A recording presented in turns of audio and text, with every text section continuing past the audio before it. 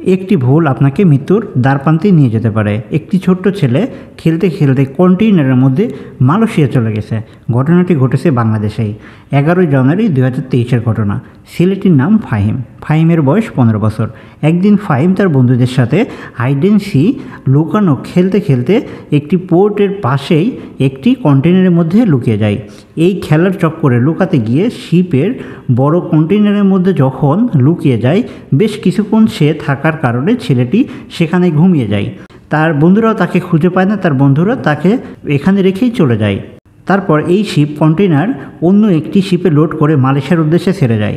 যখন বাচ্চাটার ঘুম ভেঙে যায়, অন্ধকারে বাচ্চাটি অনেক ভয় পায় এবং অনেক চিল্লাচিল্লি করে। কিন্তু এই শিপটা এতটাই বড় ছিল যে কেউ বাচ্চাটার কথা শুনতে পায় না।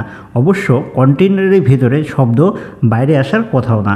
অবশেষে 5 দিন 3000 কিলোমিটার পাড়ি করে এই শিপটি মালয়েশিয়ায় পৌঁছে যায়। যখন কন্টেইনার খালাস করার জন্য ওপেন করা হয়, তখন বাচ্চাটি বের হয়ে আসে। সেখানে থাকা সবাই বাচ্চাটিকে বের হতে দেখেই শক হয়ে যায়। বাচ্চাটি মুমূর্ষু এবং ক্ষুধার্ত ছিল। এরপর মালয়েশিয়া কর্তৃপক্ষ চিকিৎসা করার জন্য তাকে মেডিকেলে পাঠিয়ে দেয়। সবথেকে বড় কথা হলো, ছেলেটি 5 দিন না খেয়েও বেঁচে ছিল। লুকোচুপি খেলতে খেলতে বাচ্চাটি মৃত্যুর দ্বারপ্রান্তে চলে গিয়েছিল।